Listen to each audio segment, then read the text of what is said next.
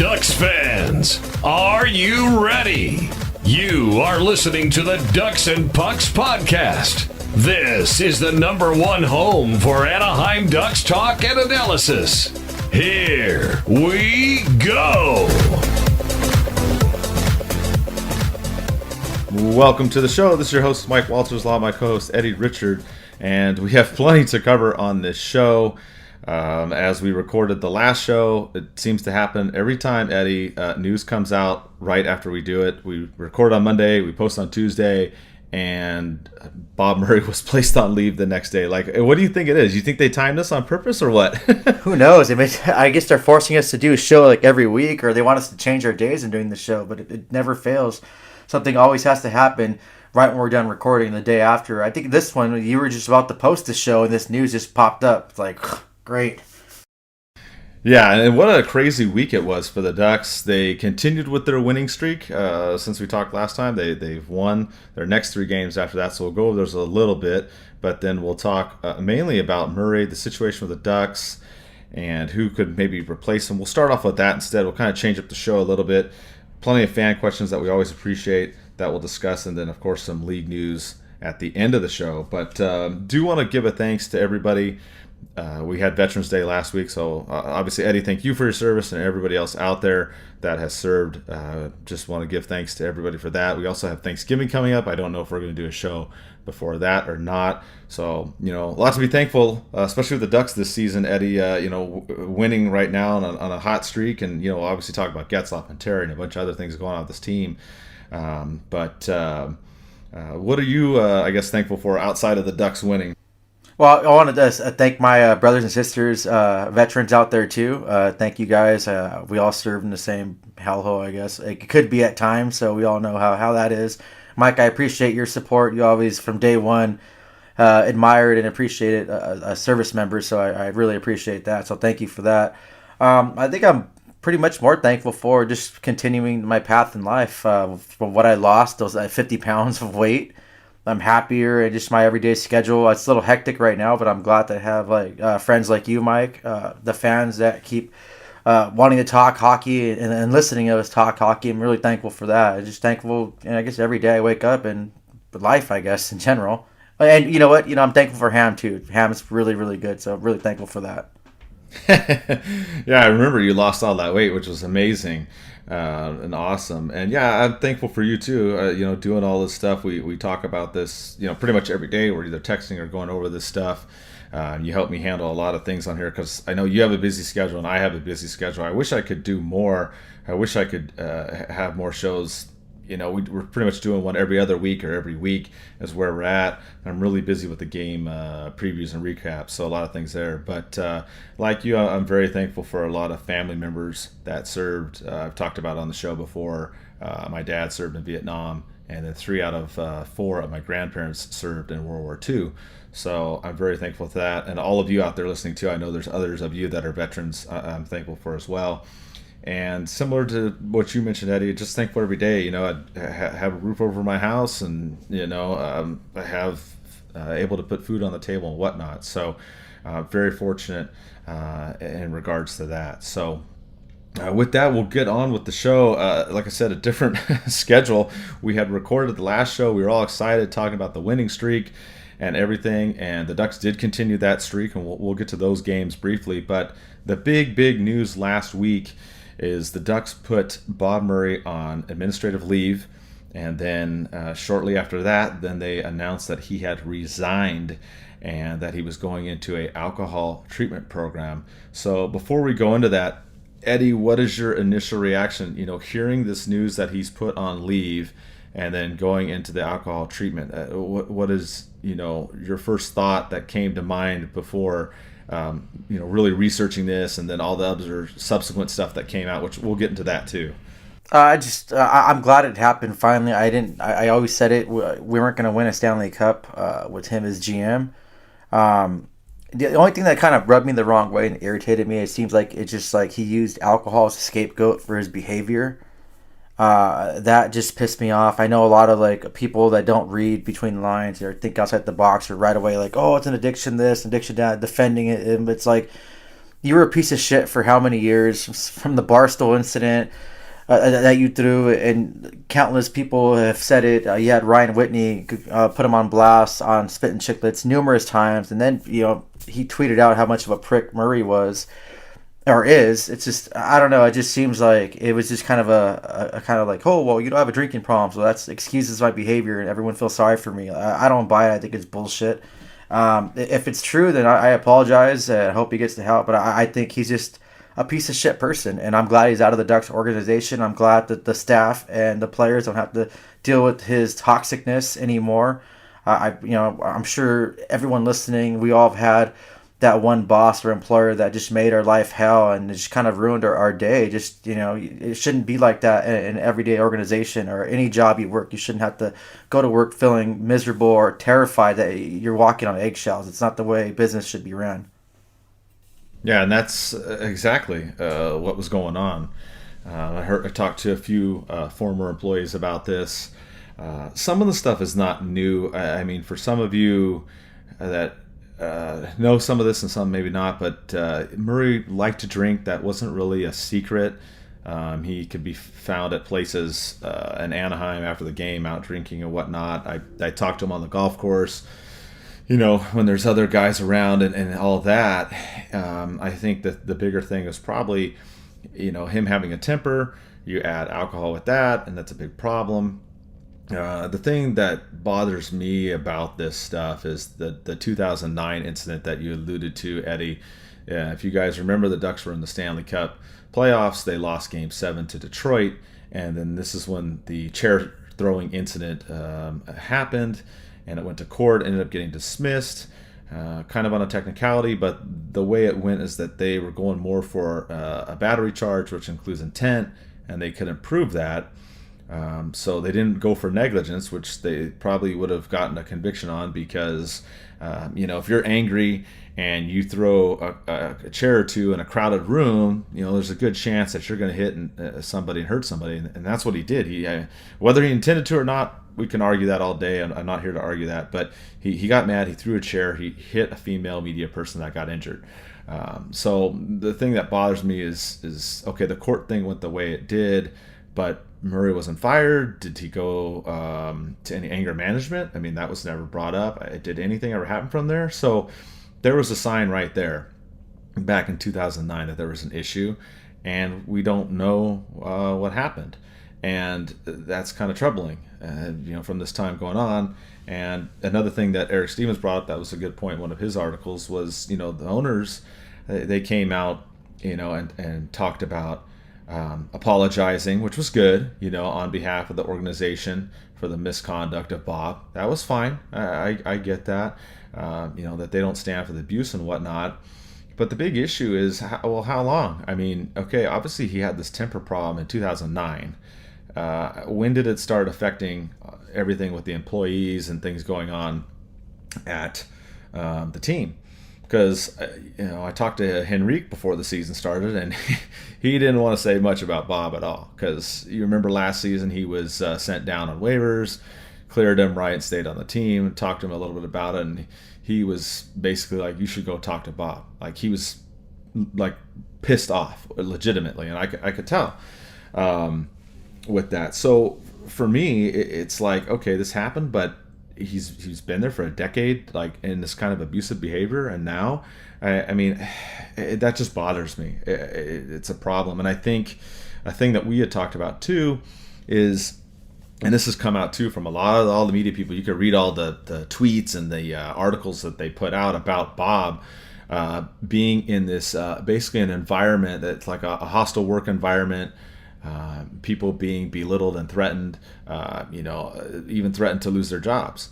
So you have that kind of thing going on. The owners let Bob run the team. I mean, that's what a lot of owners do, obviously. But I mean, it sounds like they didn't know some of this was going on, or they didn't hear it, and there was a disconnect between what was actually going on, the working relationship between Murray and the owners.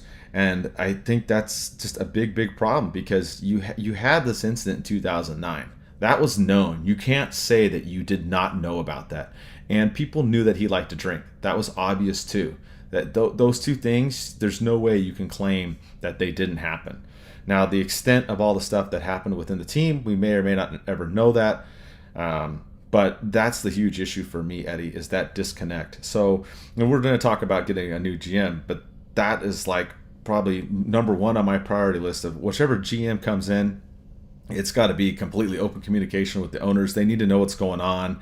They can't be in the background. We can't have a repeat of this, basically, Eddie, because I know you and I have both experienced this. We can talk a little bit about it, and I bet some of you out there have had situations like this. But whenever they figured this out, obviously sometime after 2009, whenever he was starting to do stuff around the organization, something needed to be happening, and it feels like nothing did. It's almost like they were hoping that he would just end his contract at the end of this year and maybe Solomon would take over. I mean, I don't know, Eddie, but it just doesn't look good at all in the organization that A, there was this behavior, and that the worst part is B, is that it went on for so long. Oh, it's been so long. I think another thing you forgot to mention, or maybe the owners just didn't care. They knew what was going on. They didn't care. It's just like whatever. There's no way they did not know, or it's just for so long. It's hard to believe that they didn't know a single thing was going on like this. Like he wasn't being toxic and he wasn't kind of abusing his power. It's too long, and I get it. I know some people mention like cancel culture and he's all being mean. No, trust me, I'm totally against cancel culture. I think cancel culture is a cancer at itself in today's society. So like I'm like a hard ass. I get like tough love and kind of treating people kind of like hard, especially you're a professional athlete. I was in the military. I get all that, but what he was doing to people, that's not right, and that's against what I stand for, what I believe in. You shouldn't have to make people feel that way. I've worked in situations. I was in the military, worked with shitty leaders, horrible ones, where it just made it seem going to the army, which I couldn't quit. You can't quit when you're in the military. It just made it hell. Like we always joked about friendly fire and stuff like that. It's like you made your soldiers feel that crappy to come to work. You weren't letting them advance. You're walking on eggshells. Another job I worked out the same way. I felt like I was walking on eggshells, being threatened by abuse of power. It's like every day I'd come home and just drown myself in alcohol and sorrow and just like always tense, and my anxiety at level 10, level 12 the whole time. It shouldn't be like that in a working environment, especially when you're in a professional environment like being in an AHL, a hockey team. It shouldn't be like that. I'm not saying go and hold everyone's hand and rainbows and cupcakes, things like that. But no, you have to find a fine balance between being professional and not acting like an asshole. And regardless if you like to drink or not, I like to drink. I've been drunk numerous times that I didn't consistently treat people like crap or make people feel that way. And the few times that I did do that, I was remorseful and I changed my behavior and changed the way I conducted myself as a human being and as a man.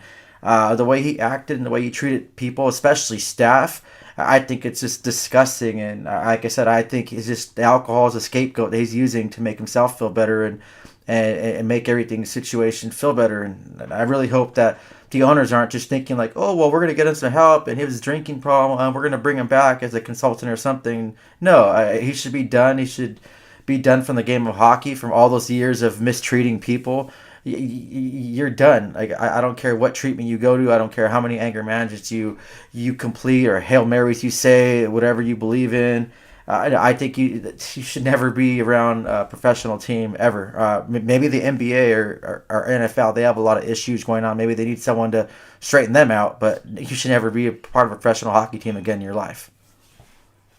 Yeah, I mean, the stuff that went on is very problematic, and the stuff that you described is something I went through too, as with a previous employer, where I went to work and I was afraid I was going to get fired every day. I got written up for stuff that I felt was unfair, and basically belittled and demeaned and yelled at a job for a while. It went on for a long time. And I wasn't sleeping right. I wasn't eating right. Hey, I like to drink too. I started drinking more at that time. Was not a happy person at all. My friends never saw or heard from me or anything like that. And it was horrible. And that environment is what some former employees told me they felt. One employee said that when he would go to Honda Center to do the work and stuff, that whenever he saw Murray walking around his suit, he would purposely avoid him. Like he would walk a different way or go in the elevator or whatever. Like he did not want to be around him because he didn't want to be yelled at or belittled or anything. Like that's the kind of anxiety he had when he would go there. He just did not want to be around him. That's how bad. Another employee told me that he felt like what I was talking about, my former employee, he felt like he was devalued when he was there and that his opinion didn't matter. And that he could be fired because he felt that he was just replaceable, is the way it was described to him, and it was just stressful. So if any of you have ever been in that kind of situation with an employer, I don't know if you have. Eddie and I have, and some of these former employees told me their stories. I'm not going to get crazy about all the stuff that was going on, but they were saying that definitely he would do those kind of activities, lashing out at people and belittling people and things like that. And very threatening with people's jobs and things like that. So you have that. And like you said, I put that in the article too. You're right. I mean, did they not know or did they turn a blind eye? I did mention that in the article I wrote because, I mean, we knew about the 2009 thing. That was a court case. You can't hide that. And everybody knew that Murray drank. That was not a secret at all. We all knew that. So the only other part I could think that's thrown in this is hey, the Ducks were a winning team for a long time. So I saw some people saying, well, hey, the Ducks are winning, so who cares? Well, that doesn't matter. Like I don't care if you're a winning team. You have someone in there that people are stressed out, having anxiety and they're trying to, like we said, have a roof over your house and put food on your table, and you're creating this environment, at the cost of winning. I mean, does that happen? Of course it does. This is not something isolated to the Ducks only. You talked about other sports, NBA, football, things like that. I played on a semi-pro football team. I've seen some stuff like that too. It's there, but we got to be better. That's the bottom line. We have to be better, and I think that the Chicago thing played into this too. They had people call in, and that's where a lot of this, I think, came to a head with the owners too for the Ducks. And I think maybe they were going to let him go at the end of the season. I mean, I don't know 100% on that, but they might have done that and brought in Solomon to get him going. And this was just kind of a way of being like, all right, we're pulling the plug now for sure, because there's no way to defend this. With all the stuff that he was doing and the amount of phone calls coming in and information that I think the owners just got exploded with. I think that they had to know some of this stuff was going on, but maybe they didn't think it was as severe. That might have been part of it. But once all this information came to a head in this last year, I think they were left with no choice, Eddie. Yeah, I was expecting them to freaking extend Murray too, knowing them. Like I don't understand. I don't know. I'm a little irritated too. Murray should have been gone seasons ago for performance wise. Not if all this aside, it should have been done like a long time ago. But I don't know. I still think they knew. They just didn't care. And if it wasn't for the NHL putting that hotline out and getting tips and phone calls, and the Chicago incident that got like blown up, they were forced to respond. I really doubt that they wanted to, can him, quote unquote, or let him resign. But I don't know. It seems kind of fishy, and like how they said, like the owners are going to pay for his rehab treatment. I thought the NHL would pay for that and stuff like that. But it seems like they're gearing for a return. Like once he, quote unquote, completes his treatment, there's a spot for him with the Ducks organization, and that's going to piss off a lot of people. And I really hope that doesn't come to fruition. But I don't know. These owners seem stuck on Murray, and they seem clueless. And like I said, if they knew, which I really think they do, if they knew all this toxic environment and abuse was going on, I think they shouldn't be owners either. And I think you can't just say, well, we didn't know. You guys are the owners of a professional hockey team. You should be more engaged and involved and be there for your family, quote unquote. Right? It's like all your employees are your family, and I don't know. It just rubs me the wrong way of people like that. I've worked with people like that. I know how it made me feel, so I would hate other people feeling that same way. And it just pisses me off that it's a professional environment. And we always talked about in shows too. We had to edit out the last show when we talked about thank God that the Ducks don't have all this off ice drama. But here we are talking about this. It sucks, but I don't know. It just pisses me off, and I think the owners aren't like saints either, and I think they should share some responsibility for the situation too. Yeah, and what you're talking about is Eric Stevens went into more of that in an article that he wrote that I talked about a little bit earlier in this show as we were discussing this. And he said, yeah, it's time for them to come out and, they made the statement apologizing for his behavior, and he's resigning and we're moving on, and, we're going to do this search for the GM and take time. All that's fine and dandy, but the meat and potatoes of addressing this is still left. Like, you just kind of threw out the appetizer, like, okay, so we're going to take care of this, and we're going to do this, and we're going to move along. Nothing else to see here. I don't know if some of those employees are going to get closure, because I know some of the ones that I talked to, they were relieved when they left, just like I was relieved when I left my old employer, because of the situation. And just so people know too, I'm not talking about everybody in the organization. I'm not saying.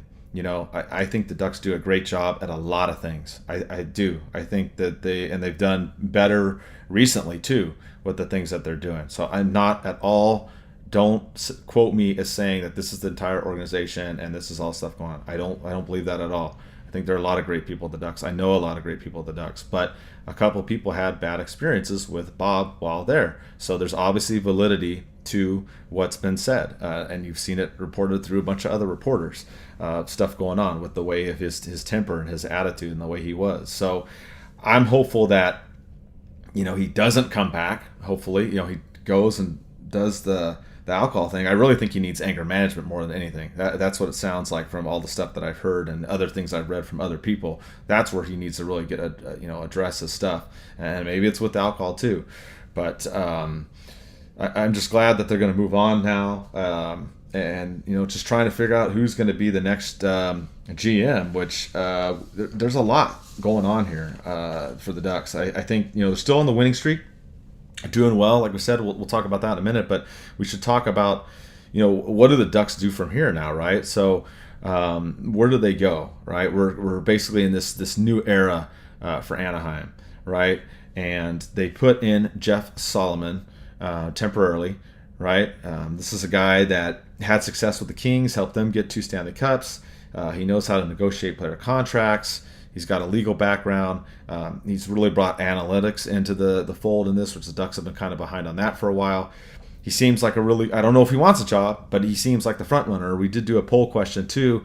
We included the other assistant GMs, Mike Madden and David Nonish, just saying what you guys think in terms of internally. If, say, the Ducks don't pick outside, if they go internally, what would you think? And you guys overwhelmingly like Solomon, 63%, 26% for Madden, and just 2% for Nonish.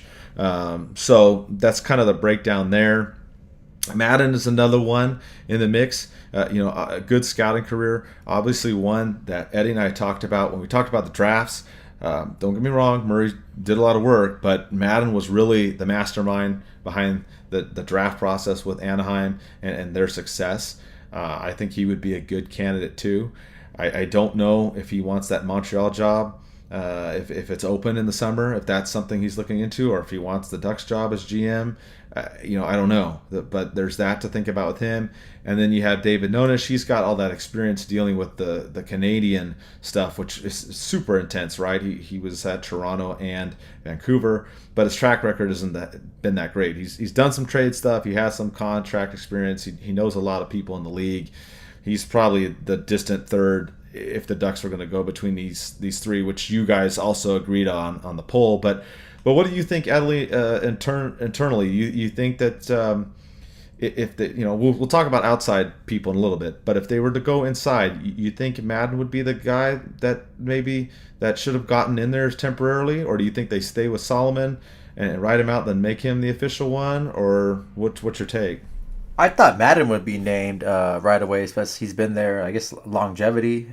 Solomon's kind of new man in there.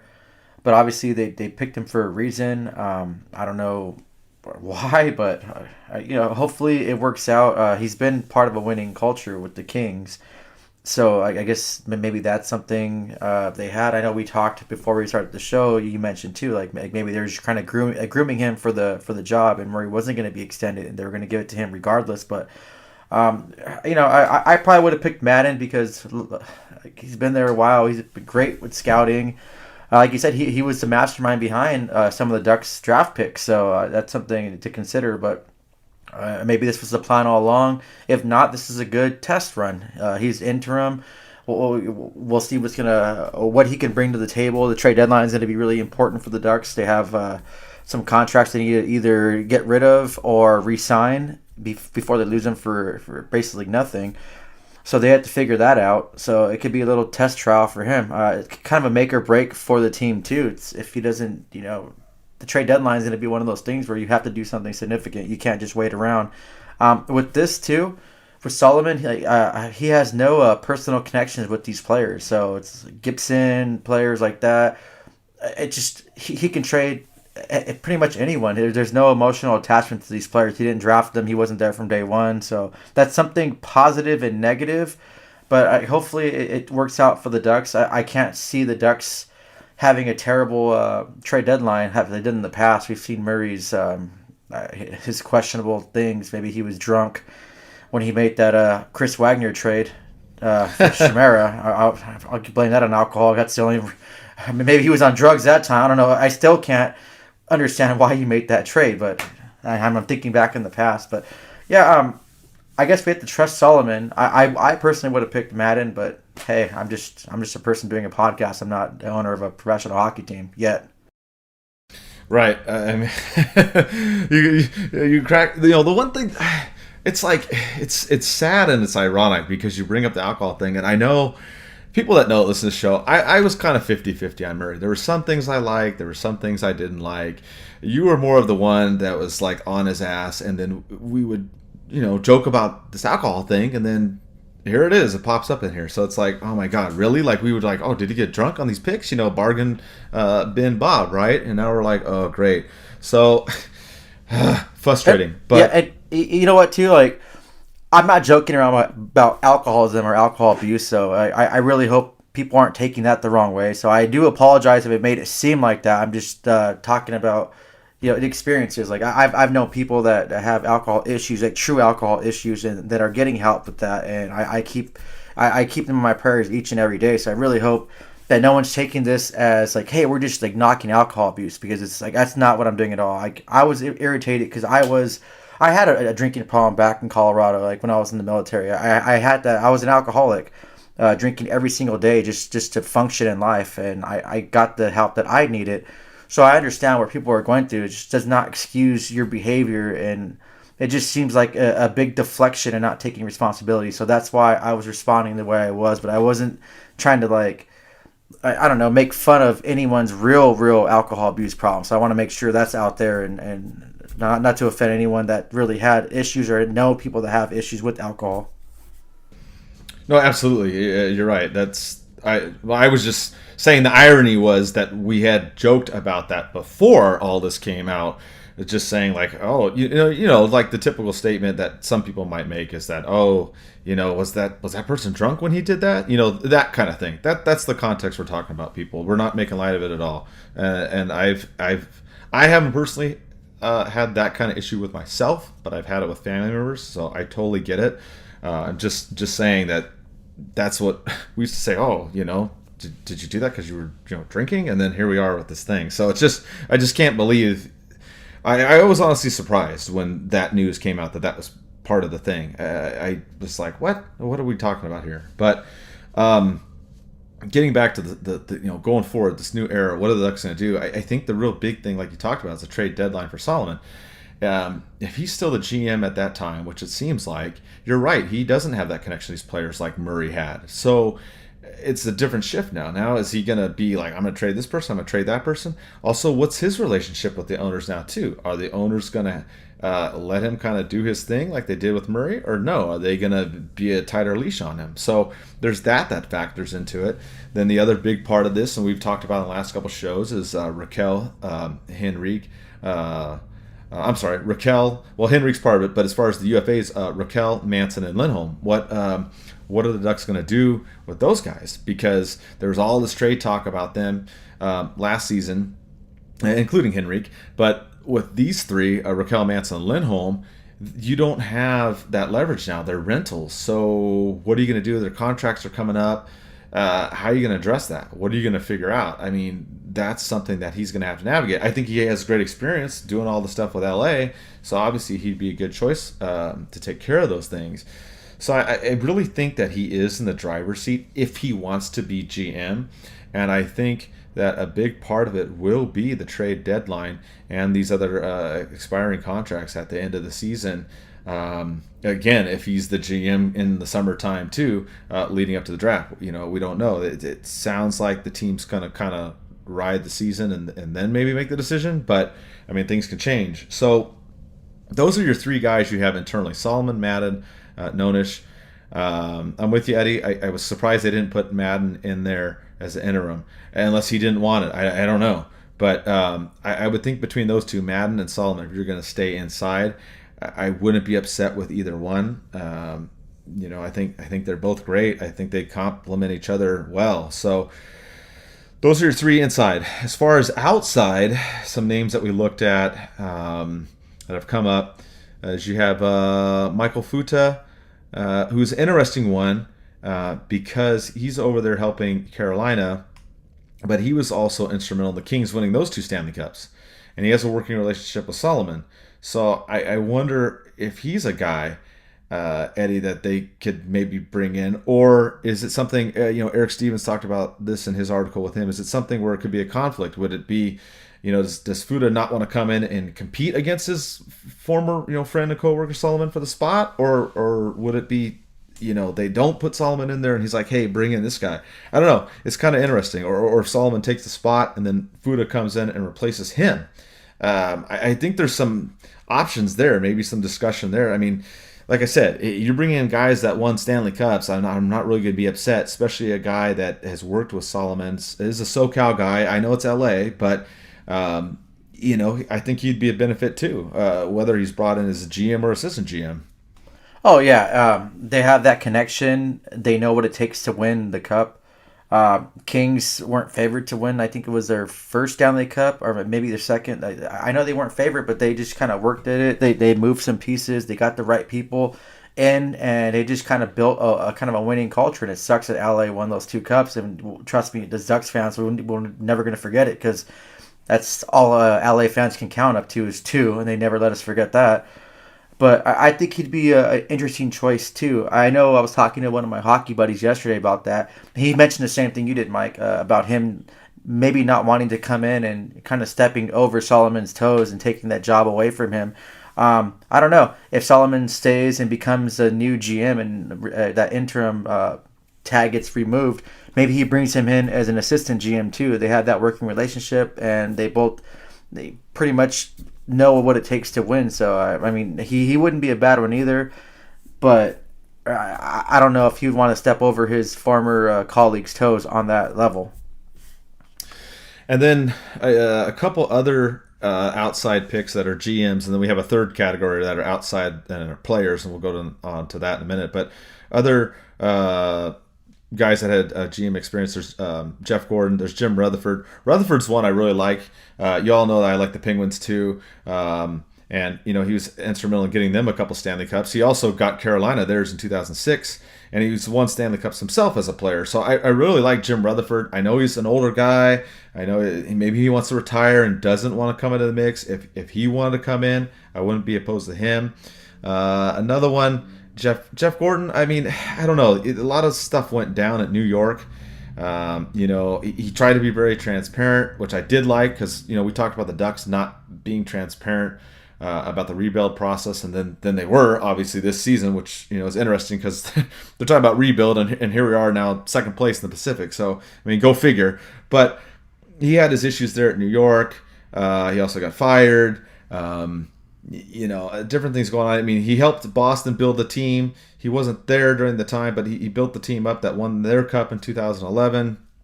I think he's a real outside choice. I'm not really big on him. But, I mean, I like Fuda and I like Rutherford. I like those guys that could be ones that are definite proven winners that could come in there. I don't know what your take on Gordon or Rutherford or another actual GM or former GM that's out there, Eddie. I'll pass on Gorton. He had that issue in New York. I guess miscommunications. They put out statements.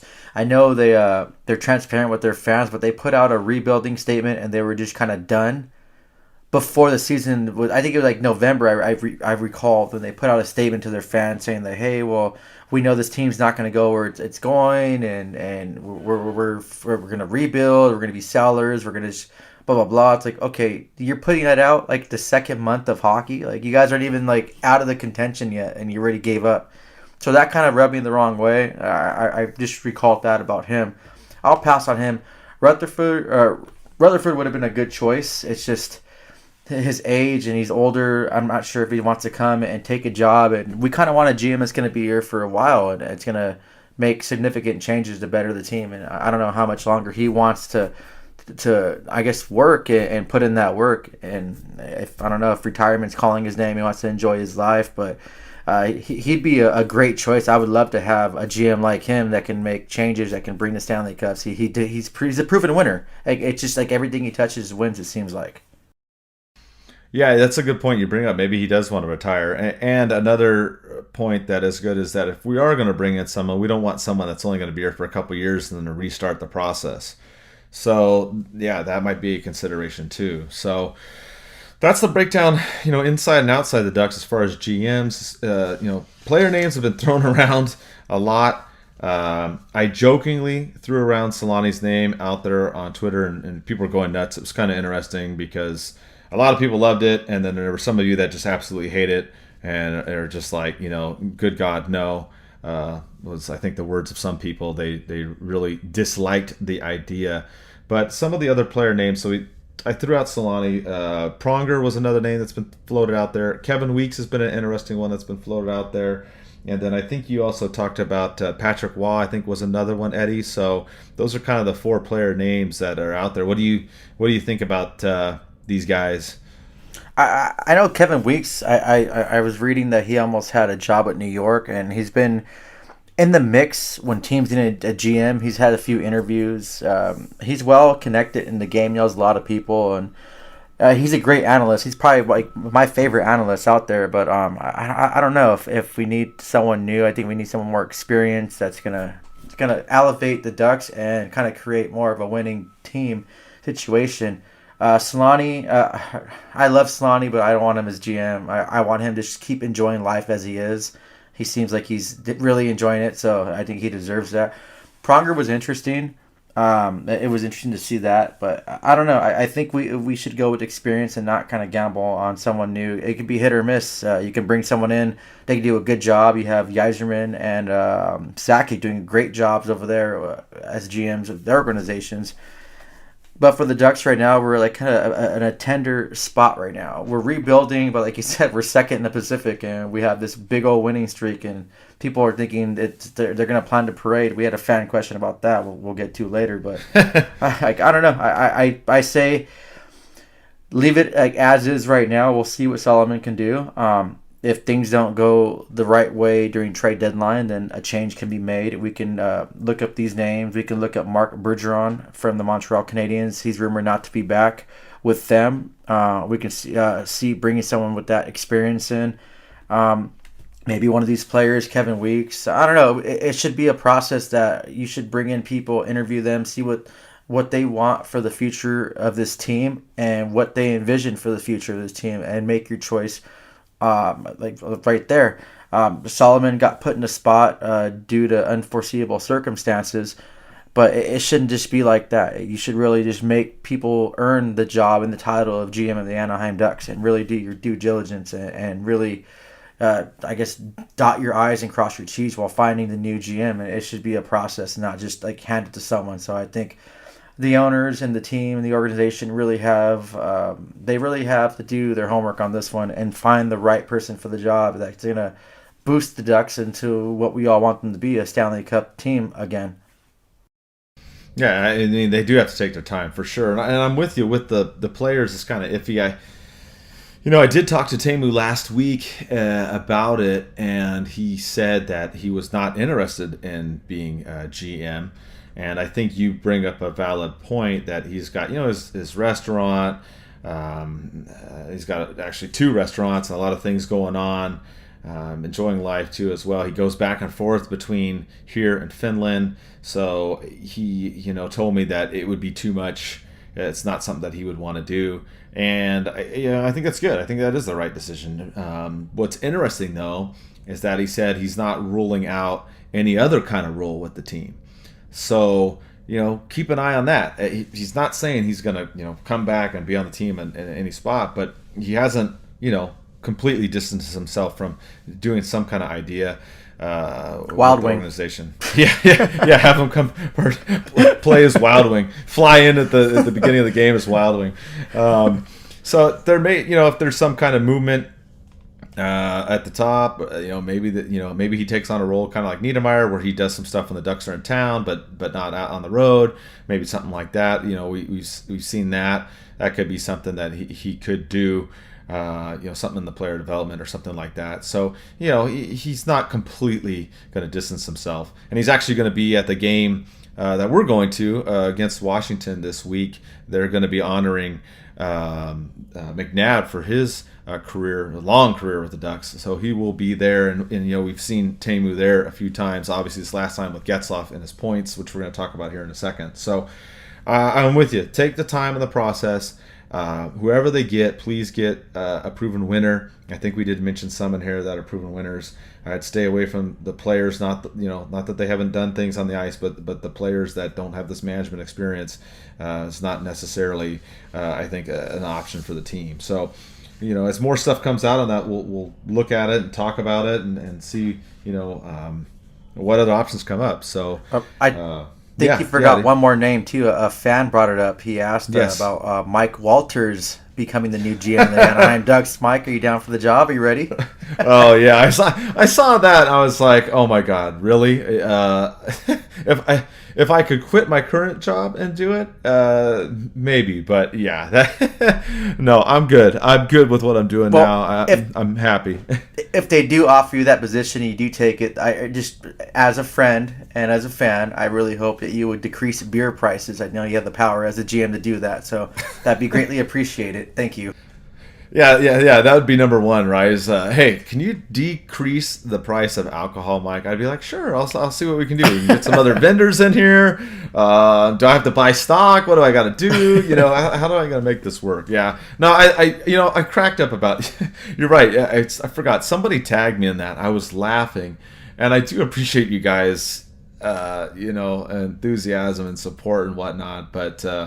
Obviously, that's something that's just so much going on in that job. I mean, would I love to do it? Sure, but I don't know.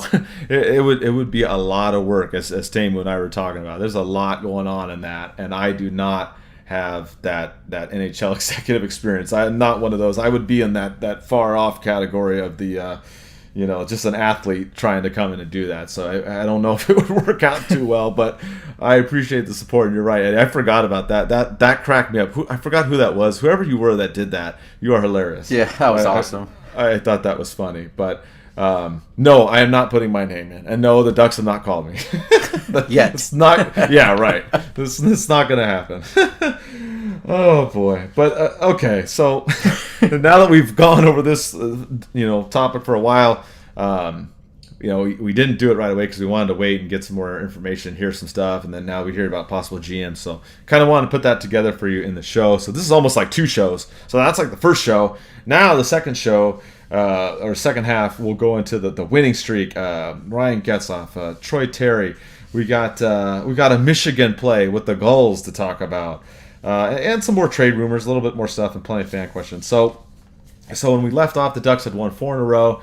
Then they played Vancouver twice and Seattle once. They won all these games. More excitement. The Ducks are on a 7-game winning streak. They're going bonkers. They've been going back and forth between second and third, pretty much in the Pacific, depending on the schedules and whatnot. But Ducks are just rolling, Eddie. They go into Vancouver. They end up building a 2-goal lead. It looked like they were going to win. Of course, there were some late goals that happened in this that had to force overtime. And then, of course, our hero, Troy Terry, who's got his 14-game point streak. He's just been on fire, was just named the 3rd star of the week as well. And the Ducks pulled this one off. they only won in overtime, but I mean, I thought they played better in this game. Just a little bit of a letdown late in the game, but I really thought that they were going to pull this one off in regulation. But overall, not a bad game here, and the Ducks at this point had taken their streak to 5 games, Eddie. Yeah, you know what? I remember this game. It was a terrible call by the ref. They called tripping on the goaltender when he clipped Ryan Getzlaf. Even Ryan Getzlaf got up and I think he was talking to Demko like really I was telling him no, that wasn't tripping at all. He lost an edge. It seemed like he barely touched him. It was a bad call. So them scoring and taking it to overtime, it's just like the hockey gods corrected something was wrong, and it goes back to officiating being terrible. But once I saw Terry on the ice, I was like, oh, please let him score. It seemed like he was going to skate off at one point, but then Getzlaf started leading the rush, and he went with him, and the rest is magic. Them two, I don't know, Terry, Perry, it rhymes, so maybe Getzlaf feels more rejuvenated. He's playing some of the best hockey I've seen in a while from him. He's just, they click. They're I don't know, mashed potatoes and gravy or spaghetti and meatballs, whatever you call it. I was going to think of another analogy, tuna fish and spaghetti, like that movie Big Daddy. But it's just it's really good to see. You can see Zegras took a bad penalty. He was on that slump. He retaliated, got a penalty on that. He's getting frustrated. People are taking liberties at him, and that goes to say people need to stand up for him. He needs to stand up for himself a little bit more. He's a really special player, a good player, and it's going to happen in his career. And we need a little more grit on the team, and we have to become that dirty duck, especially if we're going to be contenders and not pretenders. We have to start beefing up our grit. But it was a decent game. It wasn't the best in my opinion. They played a struggling Vancouver team, but they came out with the win, and that's all that matters. And Terry extended his point streak to 12 games, and that guy's just going bananas. He really wants to make that USA roster. I really think he's going to. I think you just solved the mystery, though. So Terry rhymes with Perry, and that's exactly why there's Getzlaf's success and Terry's success. That is just the absolute reason, Eddie. I figured it out. Simple. I'm the new GM for the Ducks. I should throw my hat in the mix because I figured that out. Yeah, the name rhymes. That's it. That's exactly why. Screw all that analytical crap. They rhyme. That's it. That's why they're playing well. No, but yeah, I mean, Getzlaf's just been stupid too. He's just been going off. Like you talked about, we're talking about these other couple games too, the other Seattle and Vancouver game as well. But at the end of these 3 games, he's got 17 points in 16 games so far this season, and he had 17 points in 48 games all last season. So, I mean, if you're thinking this guy is going to retire at the end of the season, I don't think so, man. I mean, he's tearing it up. He's now at 999 points too. He got points in these other games, as we'll talk about here. I mean, he's just been on fire. And he just keeps on going and going. Like you said, a great pass on that overtime to spring Terry and get that goal. And then they went in and they actually hit up Seattle on this road trip. First time that they played there. And Getzlaf had 3 assists in this game. And Terry had 2 goals in this game. And this game this reminded me of the game against Edmonton earlier in the season. This is just crazy. You had McTavish, scoring early. You had Terry scoring. Then Seattle's coming back and it's back and forth. They just, after that, they traded goals all the way till the end of the third, and it ended up being 5-4 in the late or middle third, and then the Ducks got a couple goals very, very late. But this game was insanely wild. I mean, highly entertaining, scoring all over the place. I don't know. It was just exciting. You had a fight in here too, because unfortunately Lundstrom got hit. That I did not like in this game. I thought that hit was crap. Should have been more penalty applied, and no subsequent discipline or review or nothing on that. But this was an exciting game, and I did like the fact, Eddie, this is a big thing you talk about, and I talk about too, is standing up for each other. And you had this game where you had the guys doing that, especially Manson coming to Lundstrom, with that fight afterwards. I mean, that was totally warranted based upon that headshot. And I'm still pissed about that headshot. The fact that the league didn't even review it is just very disappointing. Oh, I'm not surprised. It's a joke over there, those dips, I call them. The player safety, yeah. It's just so dumb. I'm glad Manson, that was a good fight. Holy hell, that was a really good fight. I'm glad he stood up for his teammate. and let them know, hey, you can't push this around, and you're not going to get away with a hit like that. That's what I want to see. I don't want to see people just sitting there just brawling each other, fighting. I'll go watch boxing or UFC for that, but I want to see players hold other players accountable for their actions. If you hit my player the wrong way, you take a high headshot like that, the league might not respond, but I'm going to respond. And he got his ass kicked, and well deserved. It was a great game. Like you said, it was crazy. There was goals everywhere. I don't know. People were so happy when they signed Grubauer. I was never sold on him. I wasn't sold on him when he played in Washington. I wasn't sold on him when the Avs got him. I always thought he was a mediocre goaltender playing in front of better teams than his capability is. Ducks exploited that, and they proved it. And some of the goals he's been letting in for the games, it's proving that too. But yeah, it was a great game. I think McTavish was more thankful for the puck just dropping right in front of him, making an easy little tap in right there for his second goal of the season. And of course, Terry just keeps going with his 10th and 11th goal of the season. He's like I said, he's going crazy. It's awesome to see. The guy's like burning up. Like my mouth is burning just saying his name right now. It's how much on fire he is. Yeah, Terry's just, I don't, it's just crazy. I mean, he's just, every time he touches the puck, it seems like he's going to score, get some kind of assist. He's in the play. That line of him, Getzlaf, and Henrique has been doing well. Just keep him like that. Don't move that line, Don't change them up. Keep Zegras and Milano together, too. They've been doing some good things as well.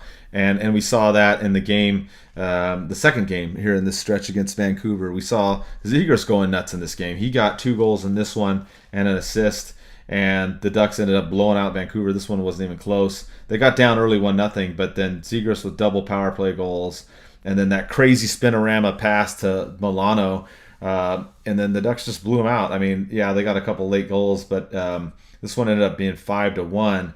Another quality win for the Ducks, and it just seems like chemistry, Eddie. We talked a lot about that. People are asking us questions about why is this team improving? Why are they doing better? And one of the things for sure is definitely chemistry. I think that line of Henrique, Getzlaf, and Terry has just been destroying it. Milano and Zegras are just killing it too. They're making plays and they're finding each other in the ice, and things are going well. So I like what I'm seeing with this team. I mean, I don't want to say like they're a contender, but I mean, dude, they won 7 games in a row. Terry's on fire. Getzlaf's on fire. Gibson's still playing well. The defense is playing well. They're still kind of giving up too many shots for my liking, but overall, I mean, this team, I mean, you have to be super excited the way that they're playing, Eddie. Yeah, Shattenkirk too. He's just he stepped up his game. He's being that defenseman that we all know he could be capable of. I don't know if his injury he was getting over last season or the Stanley Cup hangover that he had from Tampa, but he's playing some great hockey. I picked him up in fantasy. We had a fantasy draft last night. I picked him up. He was the best defenseman available and someone that's gonna hopefully bring me a lot of points. But yeah, it was a good win. Once I saw Vancouver go up 1-0, I wasn't afraid at all. I was like, all right, cool. They're up first. Ducks are just going to come back and kind of beat a dead horse because this team's been struggling. They've been really bad as of late. I think they've let in the most power play goals too in the National Hockey League of what I heard earlier today when I was rewatching the game because I couldn't watch the full game yesterday. But yeah, they're playing good. The only issue I have with this game is with Dallas Aikens. I don't know why. I don't know why he didn't put Zegras out there to get that third goal. The kid's never scored a hat trick. He loves to score. He loves to get the points. He loves to be that offensive production. And you bench him like come on, like there's no excuse for that. Like I don't know which play warranted the benching or what explanation that he put a quote out there, but it's just like, come on, this kid's having fun. He's getting his groove. He's getting his mojo. Let him go and let him get a hat trick. He worked hard this game. He had 3 points, and his assist he had to Milano, that little spinorama. I read the quote saying that he knew he saw him at the blue line. And he knew exactly where he's gonna be. That's chemistry you can't explain. Like it's just. Like, come on. The kid worked hard. He probably played his best game we've seen in a Ducks sweater. Like, put him out there for the empty net goal. Let him get his hat trick. I think he more than deserved it. He was a big part of the reason why the Ducks won, if not the reason why the Ducks won this game. Yeah, I'm with you on that too. That was the one thing that was kind of a head scratcher with Akins is taking him out. And yeah, the quote, I'll just read part of it, of what he said. So they, asked him about not putting him out there for the empty net. And he said, but the thing is that we're about team, and I would love that young man to put one in an empty net and have a hat trick, but we want to get really comfortable locking down these games with certain guys. And I'm like, what? I don't understand this. And he goes on and says, if we're down, Z's going to be out there a lot, but we have other guys that can lock this game down and did a hell of a job. I know it was 3-1 at that point, but it's 3-1. They pull a goalie with 3 minutes. You have Getzlaf and Henrique out there. Henrique gets the empty net goal. Why don't you just throw him out there with anybody really in the last 3 minutes and just let him do his thing? What if he's out there with Milano, or throw him out there with Henrique and Getzlaf, or whoever you want? That you're saying that there's certain guys you want to put out there to lock down the game. You couldn't get him on there just to get him that chance. He was talking about it too. They had him all mic'd up, and he's all excited. He's I haven't had a hat trick, and that kind of worries me because a lot's going right with this team. Don't get me wrong, and a lot more is going right than I think anybody predicted at the beginning of the season. But player development's huge. You have a guy here, like you said, he earned it. He was killing it in the first 2 periods. Then you don't play him for like the last 8 or 9 minutes or whatever it was where he wasn't really out there. If you want them to lock it down, okay, but they pull the goalie. There's 3 minutes there. Why not throw him back out there? Even when they got the empty net goal, they could have thrown him back out there, but they didn't. I don't know. That part's a head scratcher, and I'm not buying this. Certain guys have to be out there to lock it down. Okay, that's fine. You can have 4 of your guys out there that you think you need to lock it down, and then throw Zegras out there just to get it. I don't know. That was kind of frustrating for me in this game. I did not like that. And I just felt that the reasoning, it doesn't make a lot of sense. He didn't get lucky. He was playing outstanding with those 2 goals and assists, and reward him, give him that chance. He's chomping at the bit like he's talking about, and this guy is full of energy, and he let him roll. You're letting Terry roll and do all his stuff and whatnot. I don't know. That's just one thing that kind of bugs me is sometimes the lineup still. We talked about this last year too about not having the optimal lineup. It seems like Akins has gotten better with it, but in certain situations, I don't know what's going on with that. And another thing I know a lot of people talk about is Delorier also with Zegras on the line. People are questioning that. I go back and forth on that one. I get it that he's there to help protect him, but then I'm also like, do you want another skill guy on there to help him and get that scoring? Because if you have Zegras and Milano, then you have Delorier. We've seen him. Yes, he can score here and there, but obviously Delorier is nowhere near a Henrique, Getzlaf, any of these other guys, of course, offensively. So there's those kind of things going on there. Zegras isn't always getting the ice time, I think, and then that lineup, that other winger spot, those are just my, I guess, critiques so far through this season, Eddie. I don't know what you feel. I know you kind of like Delorier with Zegras because he protects him. I'm half and half on that. I kind of would like to see another skilled player with him. I think I'm more biased too. I love Delorier. He's my favorite player on the Ducks. I like his role on the team. I like his tattoos. He's a tattoo guy too. So it's like, hey, what's up, buddy? But no, you know what? I like him being on that line. Like Milano and Z have this unbelievable bromance chemistry. They know where each other's gonna be before they even get there, and I get that. Like little beer leagues I play in, there's guys that I play with on different teams where I don't have to look for a pass. I don't have to look up. I know exactly where they're gonna be, so I can make blind passes like that, and they'll score, or vice versa. And I think that's what's happening with Milano and Zegras. It's great to see. With Delorier on that line too, it lets other teams know, hey, if you're going to take a liberty at our star player, our future, you're going to get your ass kicked, and you're not going to like it. If I'm playing against that line and Delorier is on the ice, I'm not going to go take a run at Zegras at all because I know I have to answer to Delorier, and I know I'm pretty tough, but I've seen that guy lead the league in fighting. I've seen numerous fights. I've seen every one of his fights he's had in the National Hockey League, and there's no way in hell I'm gonna go against Delorier. He's just one of those players that people know. He's kind of like Ryan Reeves. People know his reputation, and he's on a line with someone, or if you do something on a teammate of Ryan Reeves, you have to answer to him. So it's not going to be good. Yeah, people question it and stuff. I like it, and I hope it continues. Because people aren't going to stop taking liberties at Zegras. He's that phenomenal player. He's young, like you said. He's full of energy. Maybe he comes out borderline cocky at other teams. I like that swag, and I like what he's bringing to the team, and I like that. So other players aren't going to like that. They're going to go, PK Subban and his bad breath, taking that little slew foot, uncalled for, just stupid. So we have a player like Deloria on that line. People are going to players are going to think twice about taking those liberties. So I don't know. A lot of people don't like it. I love it. I'm almost GM too of the Ducks, so maybe that matters if I love it. So if I'm on there, I'm going to lower beer prices, and then if you're on there, you're going to have Deloria with Zegras.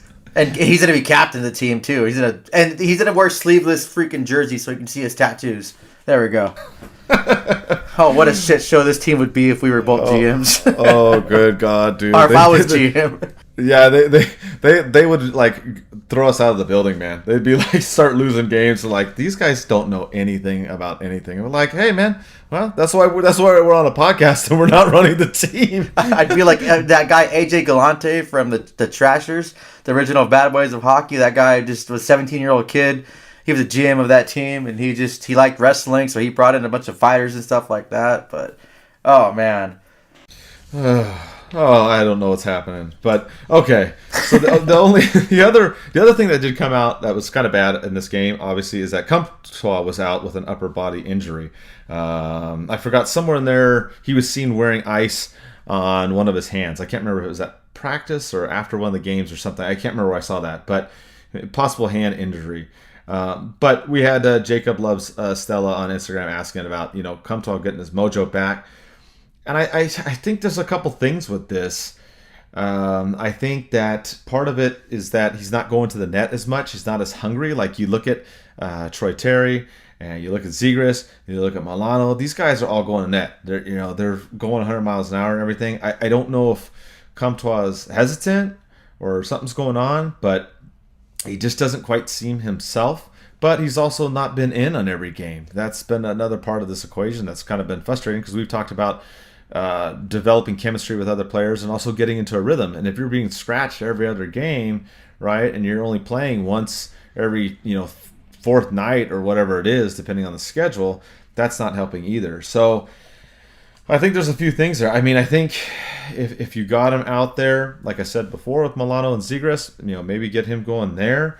Maybe you throw him on a line with Carrick and get him going, because Carrick has been playing pretty well in that bottom six role, and get him going. But he's definitely been in a funk, Eddie, and it's frustrating because he's been doing so well before, but as of late he's just been not out there, not noticeable at all. Yeah, it sucks to see. We had high hopes for him this season. I don't know what's going on. He had that 1 point. I thought it was gonna. So he needed that off his back. I think it's just confidence. He has to get that confidence back. He has to get his swagger back. I don't know what's going on with him. If it is an injury that we don't know about or something that's affecting him emotionally. But his game has just been off. It hasn't been the same. I saw some passion and fire when I went to the game against the Coyotes a few weeks ago, and he had that fire and that fight in him, but it just seems like I think it's just himself getting to him mostly. He has to score that first goal of the season, and hopefully that monkey just gets thrown off his back and it's gone, and he can just be that player that we know he can be, that top six player that can produce the points, that can be that physical presence. We haven't seen that of late. I don't like the idea of scratching him. That's kind of a slap in the face. Okay, I get it. He's not performing well, but you want a player of his caliber to be in games all the time, even though he's not performing. It doesn't seem like there's any other issues why he should be scratched besides his point production. And I don't know. It's one of those things where I have no idea what's going on. Hopefully he figures it out soon, and he can just kind of translate and kind of, I guess, duplicate what he did last season when he's almost scored those 20 goals. He had 33 points. Hopefully he figures it out soon.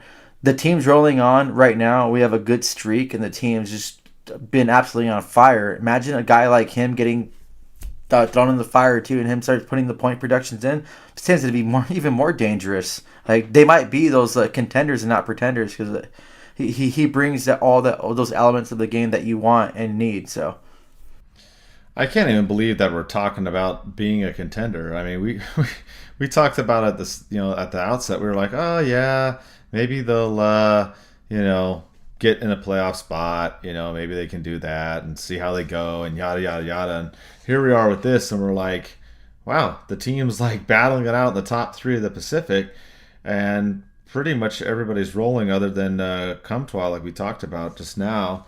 We had one question about that too. We had Alex Rodriguez. He asked about what impacted the turnaround, summer workouts, assistant coaches. I think a lot of it was the assistant coaches. We talked about that. The complete overhaul. All of them were pretty much out except for obviously the head coach, and that changed, especially on the power play. The power play has just been stupid right now. They're just scoring like crazy. It's like almost every single game now that the Ducks are scoring on the power play. You notice that the penalty kill's been awesome as well. So I think all the assistant coaches, yes, I think that's a big part of it. You look at the Ducks power play at just over 28%, fourth best in the league, and the penalty kill at 86.4%, also up there tops in the league. So I definitely think that's been part of it. I think we've touched on the chemistry, putting these certain guys together. I think McTavish coming in has added an element to this as well, doing great. Like we said, Terry exploded, and it just seems like that's been a lot of it. It's been a whole new season basically. I think maybe after the shortened season last year, and then coming back and actually getting back to a groove, and fans in the building and everything. Even Getzlaf on fire too. I think a lot of that has been the chemistry, but also a change and the staff behind the bench, because it's obviously working. What the Ducks doing as well as they are right now. Yeah, I was skeptical about this team, and I said they weren't contenders. I might be wrong, Mike, and I really hope I am. I really hope I'm wrong. I still think the Ducks need a few more pieces to put together to be proven contenders. I think a lot of teams, Ducks have a track record too of they usually have a good season, a decent season, and they kind of tank after January. So hopefully that's not the case. We have injuries that played back in the past, so hopefully that's not going to be the case this season. But I'm starting to turn around. I'm starting to believe in this team to be contenders and not pretenders. I don't know. I hope I was wrong, and that's one thing I love to admit when I'm wrong about this team. So I hope this is the case. But I still can't. Just something seems like it's missing from this team to put them in that contention spot to be a Stanley Cup team. Like I said, we both talked about we don't want this team squeaking in the playoffs and getting bounced the first round, getting some mid-level draft pick when they can get a higher draft pick. We need them to be better. We need them to win the Stanley Cup. Maybe this is a Cinderella story. I know last week someone mentioned that about I think New Jersey or something like that. They mentioned that team being that Cinderella team. Maybe it's a duplicate of what we're seeing now.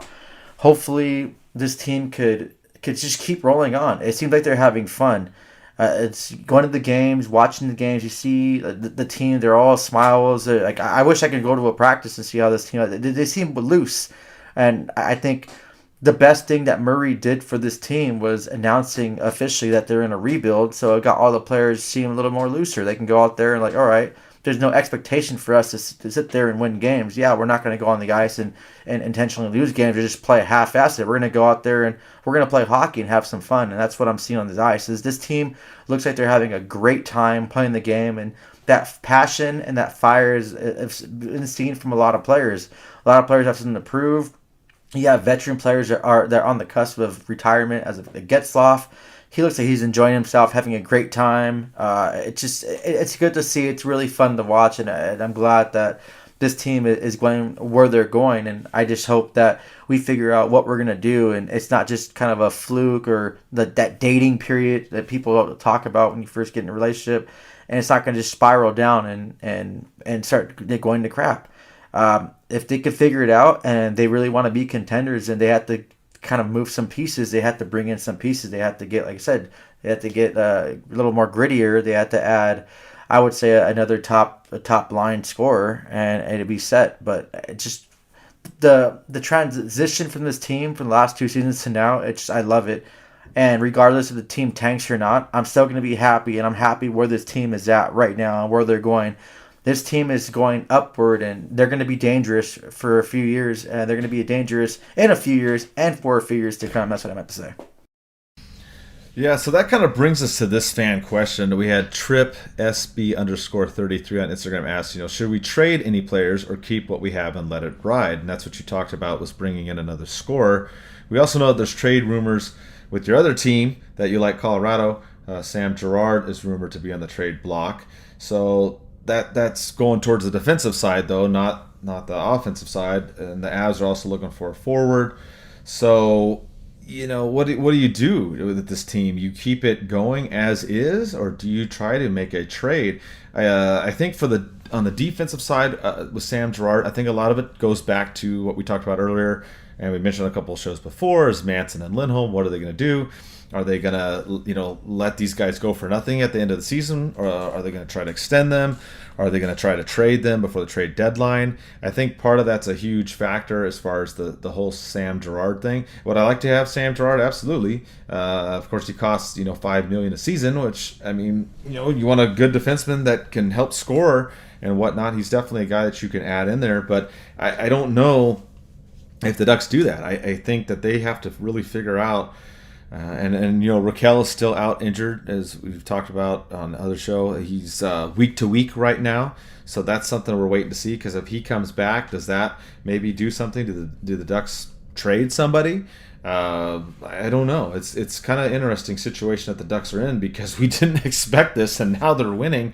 I don't want them really to trade or mess up anything, but for me, if they are going to move on from Raquel, Manson, or Lindholm, which I predict they will, at least with one of them. I don't think they're going to sign all three back.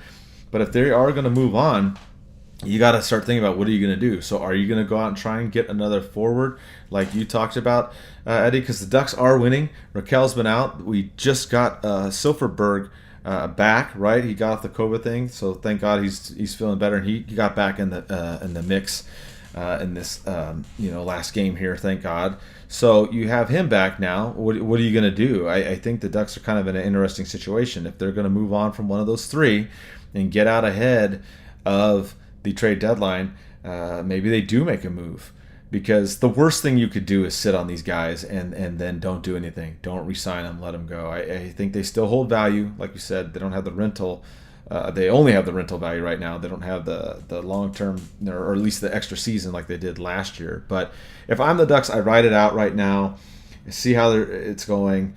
Kind of had all that news with Murray last week, so I would just kind of go with it right now. But I'm not against Sam Girard. I mean, obviously he'd be a great fit. It might cost the Ducks a little bit. I don't know what they would want to give if they would want to trade one of their defensemen, knowing that that's going to be the issue, or if they want a forward, with the Ducks throwing a forward, and then they're going to have to do something else. Obviously, what do you think? I know you follow Colorado more than I do. Do you think the Ducks would be interested, or in any kind of trade for that matter? I think they should. If they really want to establish themselves and kind of build that team and be a more offensive threat and bring someone dangerous on the power play. Sam Girard's he's a great skater. He brings that offensive threat each and every time he's on the ice. He's known for that little spinorama move he does on people. Everyone knows he's going to do it, but he still gets players, and he still gets around players. He's not a big guy. He's a smaller defenseman. I believe he's like 5'10", 5'11". Came from a trade from Nashville, a three-way trade from the Matt Duchene situation, but I think if he's available and for the right price, why not? If you're going to get rid of Lindholm or Manson, you could bring in him. He can be automatically your top four, if not a top defenseman on your team, and he can produce a lot of points. He can open up the ice and help other guys get those goals. He's an assist machine. He moves the puck really well. He skates really well. I know Mike Chambers from the Denver Post said that the Avs want a forward in return, so I don't know who they're going to want. Either I mentioned Sam Steele. It seems like he's been scratched here and there. He didn't make the opening night roster. Maybe he's a change of scenery for him might do. I'm pretty sure and 100% sure the Avs would love Troy Terry on their team, especially Sakic coached him for a little bit and knew how special he was going to be. So, but right now that's not going to happen. If you want Troy Terry, send over Nathan McKinnon. We'll be cool with that. I would be cool with that if I was GM. But hey, we get to see what's going to happen. Do you want to move forward? And do you think that Raquel, Lindholm, and Manson are going to be the future of this team? Are they going to bring you a Stanley Cup? And do you want to extend them to longer contracts to kind of finish up their career? If not, then you got to make that decision. And I think right now we have to figure out, the most important thing is figure out what we're going to do with our GM situation. You don't want to lose these guys and not get anything in return. You don't want to trade them if they can be an instrumental piece and kind of this team being a Stanley Cup contender. There's a lot of questions, and the tip of the iceberg right now is we have to figure out and establish who's going to be the future GM of this team and what they want and what they envision for the future of this team. Someone like Sam Girard's on the block, that he'd be a good fit. Just his offensive abilities alone on the defensive end, yes, that'd be great. The Ducks have an issue with letting a lot of shots on their goalie. Maybe he's not the best and reasonable person for that because he's more offensive ability, sometimes lacks that defensive mentality at times because he tries to join the rush. That's all things that a GM of a Ducks team needs to figure out. And right now we're at an interim stage, so we don't really have a GM set in stone that can build something. So, yeah, a lot of question marks for sure with this team right now. I mean, they keep on winning. Obviously, that helps out. But in terms of trades and whatnot, I mean, still got a little ways to go before the trade deadline. So I think the Ducks kind of let the water settle for right now and go from there and see what happens, the next couple of weeks. They keep on winning and winning. You don't worry about the trade so much. You worry about, what are you going to do with those three players that we mentioned and go from there. There's another option too. Kyle Clifford was put on waivers. Is that someone that the Ducks should go after? I'm not really big on Kyle. I mean, I know obviously with the battles with the Ducks and the Kings with him involved, he's a tough guy and whatnot, but I don't know. That's not really a guy I think that would fit in with this team. I mean, it's not what we would need. I think, like you said, if you're going to get another player, it's got to either be a solid defenseman or somebody that's going to score. You had Sam Steele and Comtois that aren't doing as well right now, so I would look more at that. I mean, the Ducks are scoring goals anyway. It's not a big deal. For me, I'm more concerned about the defense thing because of Manson and Lindholm. Plus, like I said, the Ducks still do give up a lot of shots against. So that's one concern for me. They're giving up almost 33 shots a game, which is ninth highest in the league. So I'd like to have them keep that down a little bit. Obviously, they're holding the team at bay, the ones they're playing against. They've been doing really well in most of these games. So I say just let it ride out. I wouldn't pick up him off the waiver wire. Let things go for a couple weeks and then see where we're at, Eddie. Yeah, I agree. Kyle Clifford, I like his style of hockey, that rough, that tough guy, but I don't think he'd be a good fit with the Ducks. The Ducks, I can't see him fitting anywhere in the roster besides being an occasional fit in or scratch. We have Delorier, we have Manson, we have Sam Carrick. My bad, I almost forgot his name. I'm a bad Ducks fan. But yeah, we have those guys that could fill those roles that he would come in and bring in. Yes, I do want more grit on this team, but I do want more. I guess I want more skill too. Kind of a Tom Wilson kind of player. He brings that grit. He's a tough guy, but he can put points on the board and he can rack them up. So I want someone like that. Kyle Clifford. I think he gets picked up off waivers. I know a lot of teams would love his services and probably need it. So I wish him the best of luck, but I think the Ducks are going to pass on that, and it wouldn't be a good first move for Solomon to pick up a guy like Kyle Clifford off waivers if the Ducks really don't need him right now. Like you said, the Ducks are on a roll; they're on fire. Don't change anything as much as we like to talk about trades and stuff like that. Right now, the Ducks, what they're doing is working. Whatever they're eating is working. Just keep going, and let's see what this team is going to become. Because right now, it's still a question mark too. Like what's going on with this team? Like everyone's shocked. I think everyone in the hockey world shocked. You see all these analysts that never even talk about Anaheim. They can't even spell Anaheim. are talking about the Ducks daily. It's just something that's crazy. We're getting noticed. We're getting on the mark. So let's not change it right now. Like you said, just wait a few weeks and see like if this team's gonna start spiraling down or if they're gonna continue their streak. This streak they have is just crazy. Yeah, you talk about the love that we're getting around the league. They did their NHL rankings on NHL Network, and they had the three announcers on there, and they all had the Ducks as number 4 in the league. So, I mean, that's some serious love there. And then, of course, you're seeing a lot of the NHL public relations account posting out different things about Terry's doing this streak and Getzlaf's doing this, and all the stuff going on. And we had Gibson that was a 3rd star last week, and now Terry's a 3rd star this week. So the Ducks are definitely getting noticed. They're getting blown up in a good way, in all the media channels and whatnot. So that's where we're at with the Ducks. Before we go to the league news, we do have to talk about the goals a little bit. Did you see that goal, the Michigan by Pro the other night? Holy shit, Eddie. That was like an awesome play. Yeah, he's been on fire. 13 points, leads the goals. I think he's scored 7 points. In the last 7 games, he has points. He's just going nuts. And the Michigan, it's funny because they try to like I guess slash him on that play, and no, they couldn't do it. He was too fast. That's a move. I don't know. I love that move. A lot of people don't like it. I know Drew Doughty was irritated. He doesn't like that move. A video I saw on NHL Network. Comtois tried to make the move, and when they played against them, and he just wasn't a fan of it. I attempted it I actually attempted it yesterday, but my skill level wasn't allowing me to do that. But it was fun to see. It's good to see him trending upward and him becoming that point production leader for the goals.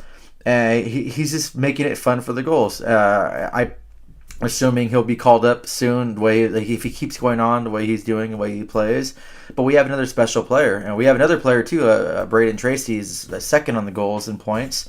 So it's like our future is looking bright in Anaheim, and it's going to be good to see him when he finally gets that call up and he earns a spot with the Ducks. And hopefully, if we can see in Michigan, him doing that in NHL or Zegras. I know Zegras attempted it twice already, so hopefully Zegras can do that. That's gonna be fun to see. I don't know, Mike. It's crazy to see players do that. I love it. It's awesome.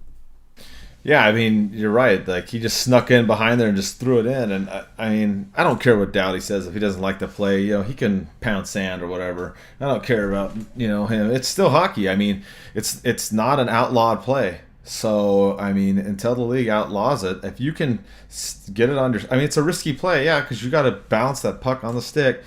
And then... the best way to defend it, obviously, is you knock the puck off the stick. Common sense, right? You hit the player's stick and the puck goes flying. So it's not always, the easiest thing to do, because you really have to get it on there and sneak it in on either side like that. But it's always exciting to see something different like that.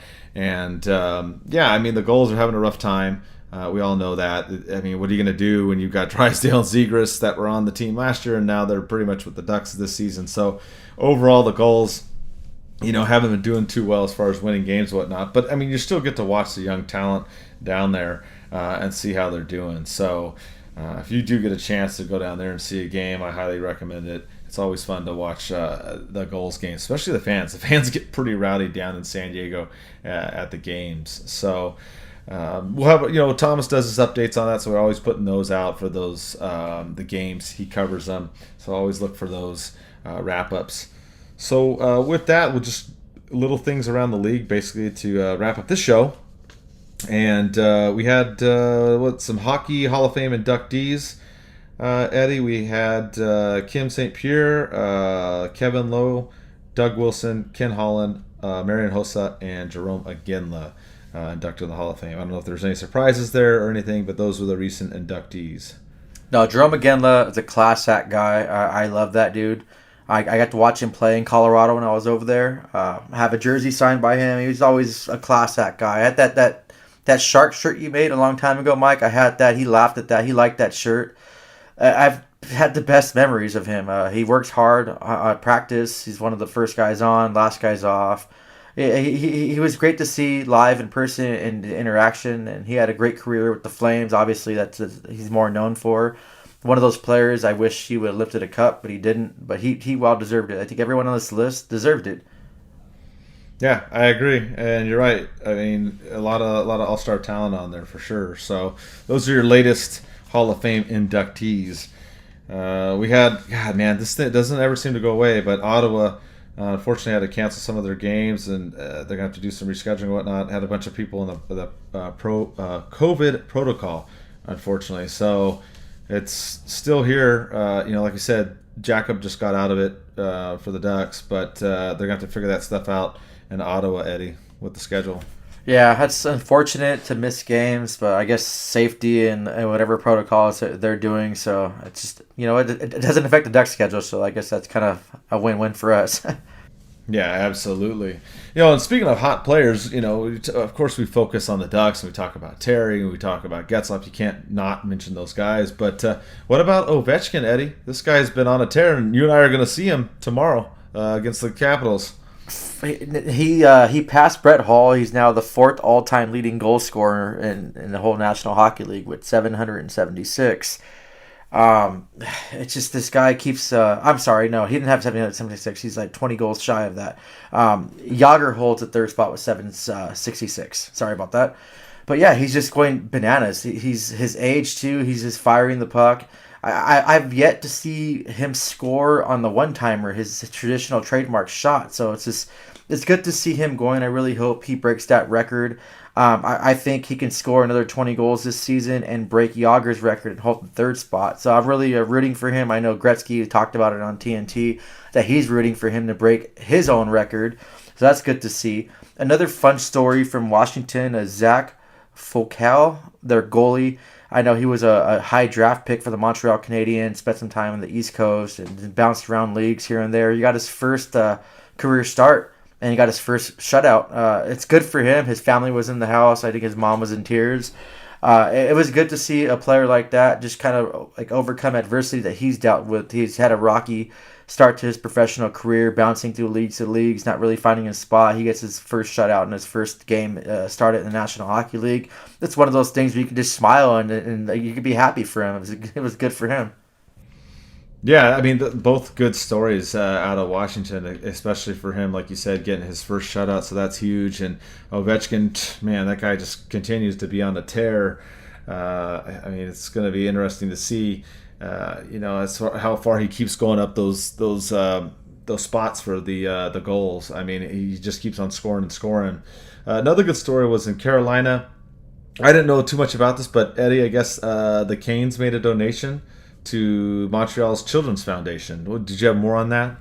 Oh yeah, it was kind of cool. They sent a tweet out saying for World Kindness Day they made a donation to the Montreal Canadiens Children's Foundation. I know there has been like drama during the off season when they got an offer sheet for one of their players and they gave him a $20 signing bonus, and they were just kind of poking fun at them because Montreal get an offer sheet to one of their players. And then there was an issue with Carolina not playing their full preseason games, and someone kind of ratted him out to the league about that.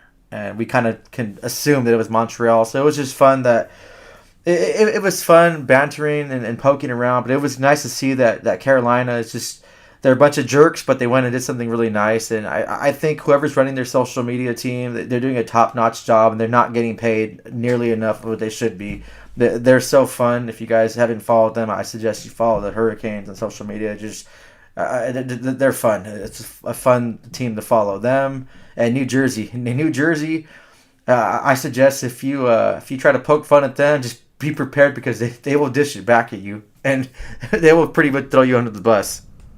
Yeah, wasn't New Jersey the one where they had the guy? He said something and he was like bench pressing like almost no weight, right? And didn't they make fun of that guy? Yeah. And the guy deleted his account. Yeah, they called him out like they're like, "Oh yeah," says the guy that's on a bench press with zero weight. And he was getting clowned on, and he ended up getting he deleted his account. But like it's just fun. Like whoever's running their account is just top notch too. I wish the Ducks would bring in someone like that to add that flair and add that style and fun. The Ducks have done significantly a lot better on their social media. I don't know if they got someone else new running that, but they're better. I just wish they would be more, I guess, feisty like Carolina and New Jersey are.